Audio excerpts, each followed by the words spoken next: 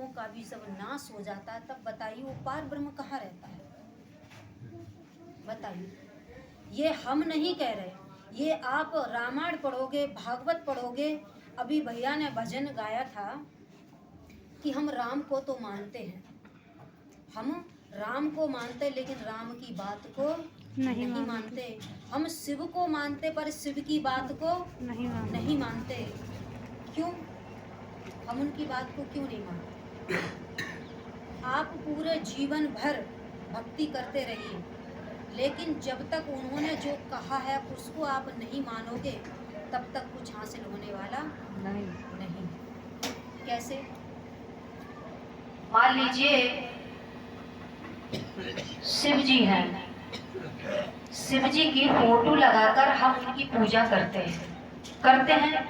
सावन के महीना में देखिए, जिसने जीवन में कभी पूजा नहीं की होगी वो भी पीले वस्त्र धारण करके जाता है जल भरने के लिए। क्या जल भरने से तुम्हारा बेड़ा पार होगा? अगर गंगा के नहाने से अगर तुम्हें मुक्ति मिल जाए तो तुमसे ज्यादा मछलियां, मगरमच्छ, मेंढक को तो गंगा में ही रहते हैं। कड़वा है पर सत्य है, कड़वा है पर सत्य है, क्योंकि गंगा को समझा ही नहीं। गंगा किसे कहते हैं? ये ब्रह्म ज्ञान रूपी गंगा में जब तक गोते नहीं लगाओगे, उस ज्ञान में गोते नहीं लगाओगे, तब तक जैसा जल उस गंगा का जल, उससे भी ज्यादा शुद्ध तो हमारे नल में निकलता है। बताइए, हमारा ये हिंदू समाज आप देख लिए, सदियां बीत गई और बीत जाएंगी, मुसलमानों का एक ही भगवान है, चाहे वो विदेश से आ जाए और चाहे अपने देश का हो। लेकिन अपने हिंदुओं के भगवानों की कमी नहीं, भगवानों की ध्यान रहे। मैंने तो यहाँ तक सुना है, चाहे वो सत्य हो या अफवाह हो, कि किसी ने कहीं कोई कूलर था या साउंड था, किसी ने कूलर चढ़ा दिया तो दह लोटा उसी पर जल चढ़ाना शुरू कर दिया। वारे हिंदू समाज, कैसे मुक्ति चाहते हो तुम? कभी मुक्ति नहीं मिलेगी, पूरा जीवन बीत जाए और बीत जाएगा। अगर मान लीजिए दाढ़ी मूछ रखाने से, संत महात्मा बनने से, जटाएं रखाने से अगर मुक्ति मिल जाए, तो मोर की इतनी लंबी लंबी जटाएं होती हैं, तुमसे पहले तो उसको मुक्ति मिल जानी चाहिए, लेकिन नहीं मिलती। ये हमारा हिंदू समाज जितना कभी कभी कुछ लोगों का कहना है कि भाई इकट्ठे होके रहोगे, कटोगे तो बटोगे तो कटोगे, तो हम हिंदू समाज सब बट रहे हैं। देखो, अगर मैं विष्णु भगवान की पूजा करने वाले हैं और आप शिव जी की हैं, तो हम में और आप में कैसे? भक्ति ये सिखाती है, भक्ति विरोध सिखाती है। अरे भक्ति तो पूरे विश्व को एक आंगन में सुशोभित करती है, प्रेम तो पूरे विश्व को एक सूत्र में बांधता है। लेकिन हम विष्णु भगवान को मानने वाले शिव जी के भक्त को चेहरा देखना नहीं चाहते, और ब्रह्मा को मानने वाले विष्णु के भक्त का चेहरा देखना नहीं चाहते। ये कैसी भक्ति है रे मानव तेरी? इससे तेरा उद्धार होने वाला नहीं है। आप बताइए, विष्णु भगवान ने विष्णु प्राण को उठा करके देख लीजिए, किसी में भी लिखा है कि मतलब जो है तुम मेरी पूजा करो और अत्याचार ढाओ। आप आज जो वैष्णव संप्रदाय वाले हैं, इतने कर्म कांड में डूबे हुए हैं कि अगर उनका कर्म कांड देखोगे तो आप दंग रह जाओगे। इतनी लंबी लंबी मालाएं पहनना, लंबे लंबे तिलक धारण करना, कुछ संत महात्माओं ने तो कान फाड़ लिए हैं अपने, और कानों में इतने बड़े बड़े बाले पहनने। अगर ये वेशभूषा धारण करने से अगर परमात्मा मिल जाए, तो बेचारे कबीरदास जी, रहीमदास जी, स्वामी विवेकानंद, दयानंद सरस्वती, ये तो बेचारे सोचते होंगे कि हम तो थक गए तपस्या करते करते, है ना। और तो और, अगर आपके घर में कोई भूत प्रेत आ जाए, किसी माता बहनों पे, आपने एक चीज देखी, भूत प्रेत पुरुषों पे क्यों आते नहीं, वो माताओं पे ही क्यों आते हैं? इसका मतलब भूत होते ही नहीं है। होते हैं तो पुरुषों के पास क्यों नहीं आते?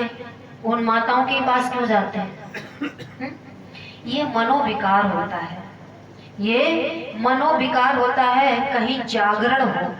आप देखना, मैं आपको सत्य, क्योंकि ब्रह्म ज्ञान का काम है सत्य से पर्दा हटा देना, किसी को भी वहम में मत रखना।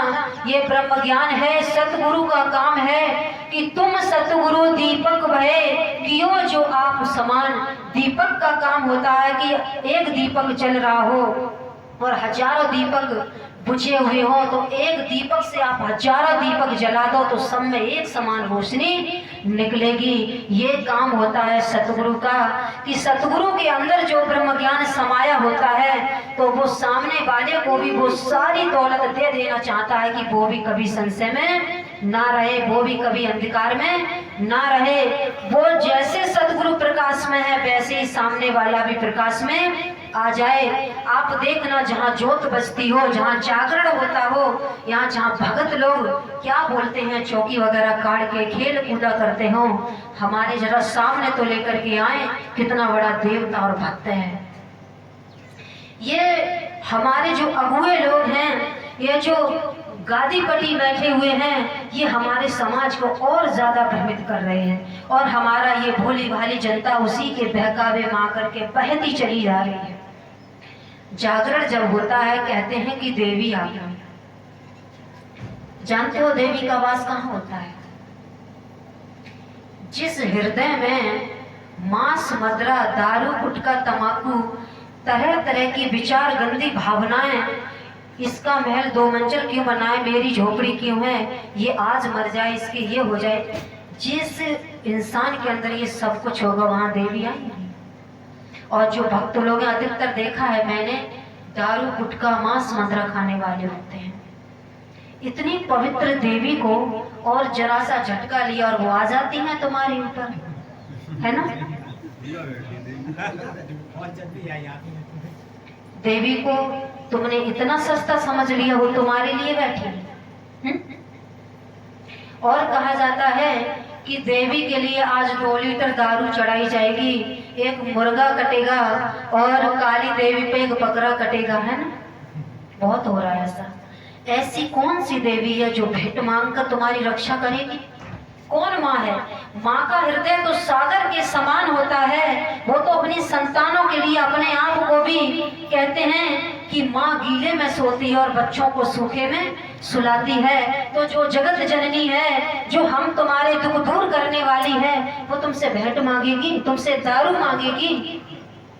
ये समाज क्यों नहीं सोचता? मेरे कभी कभी तो इतना दर्द होता है अंदर से कि हमारा ये हिंदू समाज क्यों भटक रहा है ऐसे लोगों के चक्कर में, क्यों ऐसे अपनी जिंदगी को बर्बाद कर रहा है। हमारे हिंदू समाज की जवान बेटियां, आप देखना, मजारों पे जाकर के जिनके कहते हैं ना भूत प्रेत है, बाल खोल खोल करके मत्था मारती हैं। सोचने पे भी शर्म आती है। भगत लोग उनके बाल पकड़ के कभी चिमटा डालते हैं उनके दांतों में, कभी करछड़ी डालते हैं, कभी पानी फेंकते हैं, ना जाने क्या क्या करते हैं। ये खुद मरेंगे और दूसरों को भी ले डूबेंगे। इनका खुद का विनाश निश्चित है, कोई नहीं बचा सकता।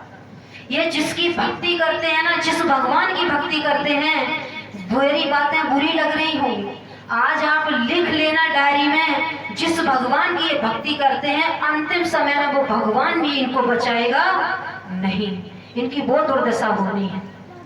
तो ध्यान रहे, ये 28वां कलयुग है। आज इस 5वें वेद ने सारा सब कुछ